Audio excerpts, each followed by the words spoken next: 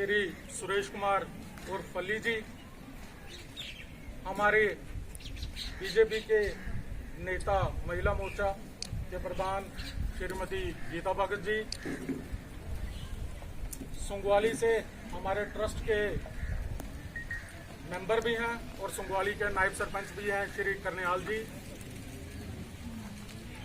Border से मेरे vice प्रधान श्री जीवन लाल जी, मेरे दूसरे वाइस प्रधान जो स्टेट सेक्रेटरी कर रहे हैं श्री शक्ति कुमार डोगरा जी, मेरे जनरल सेक्रेटरी श्री रमेश चंद्र जी जो कि एक्स सरपंच हैं, मेरे कैशियर श्री सरदारी लाल जी, दूसरे कैशियर श्री ब्रिजलाल जी, हमारे दूसरे जनरल सेक्रेटरी डॉक्टर भीषण जी, उनके साथ हमारी एडवाइजरी कमेटी के चेयरमैन, वो मुझे दिख नहीं रहे हैं, कहाँ गया हूँ, हाँ, तो उन्होंने किसी एक जात के बारे में नहीं कहा। ये बात मैं आपको पर्टिकुलरली बताता हूँ।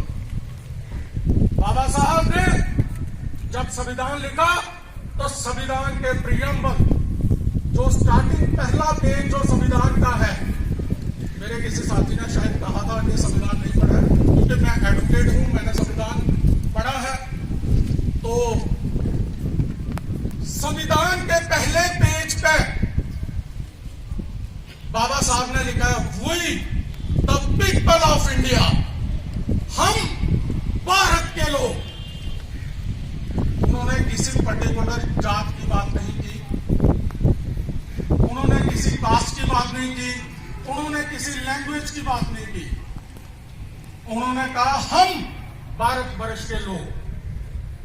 हम जब उन्होंने लफ्ज लिखा था उस पर, तो उसमें चाहे वो हिंदू हो, चाहे वो मुस्लिम हो, चाहे वो सिख हो, चाहे वो ईसाई हो, चाहे वो किसी भी जात का हो, किसी भी कलर का हो, किसी भी जाति का हो, किसी भी भाषा का हो, उन सभी को बाबा साहब ने एक स्ट्रीमलाइन किया था। उन सभी लोगों को बाबा साहब ने अधिकार दिए। बाबा साहब ने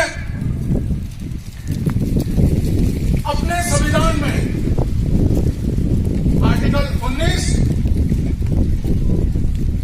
और आर्टिकल 26 आपको राइट टू प्रोटेस्ट का पीसफुल प्रोटेस्ट का आपको अधिकार दिया है। अगर आपके साथ कहीं पर कोई भी शोषण होता है तो बाबा साहब ने आपको एक मंत्र दिया है, बाबा साहब ने आपको एक राइट दिया है। आर्टिकल 19 के तहत, आर्टिकल 26 के तहत आप कहीं पर भी जाकर उसका विरोध कर सकते हैं, अपनी बात सरकार तक पहुंचा सकते हैं।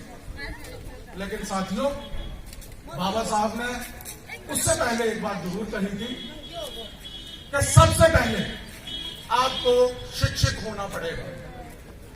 आपको शिक्षित होना पड़ेगा, अपने बच्चों को शिक्षित करना पड़ेगा।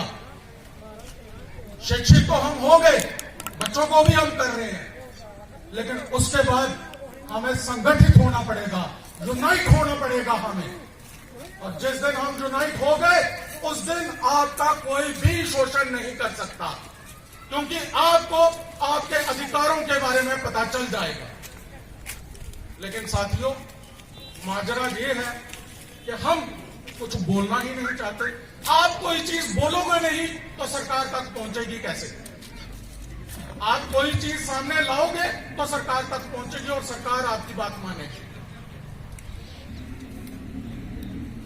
मैं इस मंच के माध्यम से और हमारे सरकार के लोग भी इस मंच पर बैठे हुए हैं, इस मंच के माध्यम से, इस ट्रस्ट के माध्यम से ये अपील भी करना चाहूंगा कि अगर 370 टूटा है, हमें खुशी है, एक देश बना है, एक झंडा, एक देश। इस तिरंगे के लिए हम अपनी जान दे सकते हैं। ये तिरंगा हमारी शान है, हमारी जान है। लेकिन अगर एक देश में एक तिरंगा हो, एक विधान हो, तो एक रिजर्वेशन क्यों नहीं?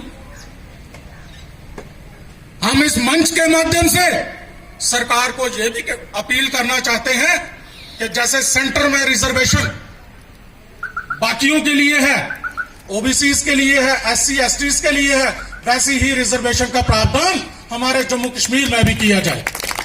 और चाहे हमें उसके लिए संघर्ष करना पड़े, हम उसके लिए भी तैयार हैं। बाबा साहब ने अपने संविधान में एक बात बड़ी अच्छे से लिखी थी। उन्होंने कहा था कास्ट और डेमोक्रेसी, लोकतंत्र की हम आजकल बात करते हैं, लोकतंत्र, डेमोक्रेसी है। बाबा साहब ने एक बात कही थी संविधान में कि डेमोक्रेसी और कास्ट सिस्टम ये दोनों इकट्ठे नहीं चल सकते।